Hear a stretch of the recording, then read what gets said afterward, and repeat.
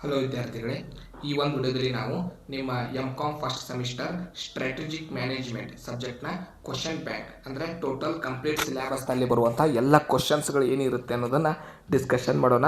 So ಮೊದಲಿಗೆ 2 ಮಾರ್ಕ್ಸ್ನಿಂದ ಪ್ರಾರಂಭ ಮಾಡೋಣ. 2 ಮಾರ್ಕ್ಸ್ನಲ್ಲಿ ಕೇಳುವಂಥ ಪ್ರಶ್ನೆಗಳು: what is strategy, what is strategic management, what is strategic budgeting, what is strategic intent, what is strategic advantage, what is strategic change, what is strategic audit, what is strategic control, what is strategic planning, what is strategic evaluation, what is strategic formulation, what is strategic implementation, what is strategic business unit, what is strategic planning process, what is corporate strategic, what is strategic ethics, what is strategic environment, what is strategic activation, what is strategic analysis, what is strategic outsourcing, what is strategic alliance, what is international strategy, what is retrenchment strategy, what is turnaround strategy, what is liquidation strategy, what is divestment strategy, what is gap analysis, what is corporate governance, what is bargaining power of customer, what is corporate culture, what is return on investment, what is SWOT analysis, what is pest analysis, what is ETOP analysis, what is quest analysis, what is systematic approach, what is industrial analysis, what is competitive advantage, what is core competency, what is mission statement, what is vision statement, what is benchmarking, what is metric organizational structure,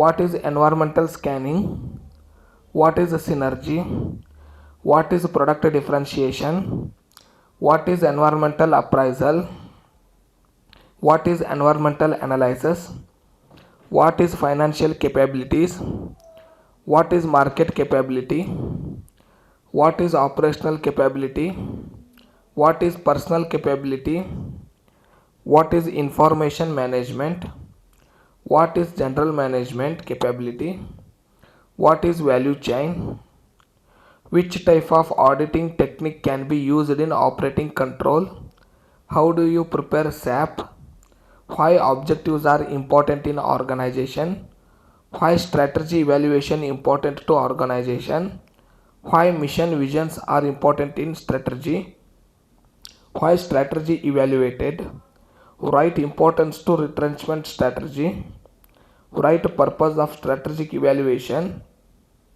write nature of merger acquisition, what is the role of ethics in strategic management, mention different types of retrenchment strategy, state characteristics of mission statement, state 5 forces that affect industrial structure, state different types of corporate level strategy, state different types of strategy, state uses of pest analysis, state features of strategic management, state elements of vision statement, state Porter's 5 force model, state levels of strategy, differentiate between opportunities and threat, differentiate between vision and mission, differentiate between cost leadership and cost differentiation, differentiate between cash cows and stars, differentiate between vision and objectives.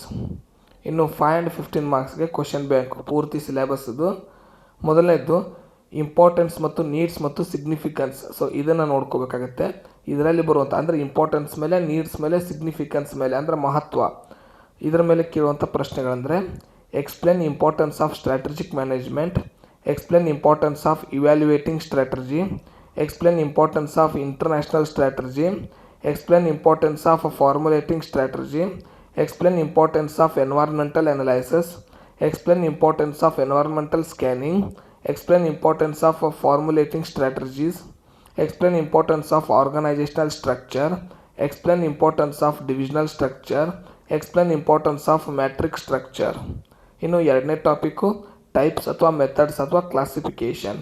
So ಪ್ರಕಾರಗಳು, ವಿಧಗಳು, ಅದರ ಮೇಲೆ ಕೇಳುವಂಥ ಪ್ರಶ್ನೆಗಳು. Explain types of strategies, explain types of international strategies, explain types of emergent strategies, explain types of stability strategies, explain types of expansion strategies, explain types of growth strategies, explain types of turnaround strategies, explain types of strategy alliances, explain types of internal and external environment, explain types of quantitative analysis. ಇನ್ನು third method ಅಂದರೆ third part ಯಾವುದಂದ್ರೆ reasons ಮೇಲೆ ಪ್ರಶ್ನೆಯನ್ನು ಕೇಳ್ತಾರೆ. So reasons ಪ್ರಶ್ನೆಗಳನ್ನು ನೋಡೋಣ. ಕಾರಣಗಳು. Explain reasons for adapting strategies, explain reasons for expansion strategies, explain reasons for adapting retrenchment strategies, explain reasons for strategic alliances, explain reasons for merger acquisition. ಇನ್ನು next topic strength ಮೇಲೆ ಕೇಳ್ತಾರೆ. So strength ಮೇಲೆ ಕೇಳುವಂಥ ಪ್ರಶ್ನೆಗಳು.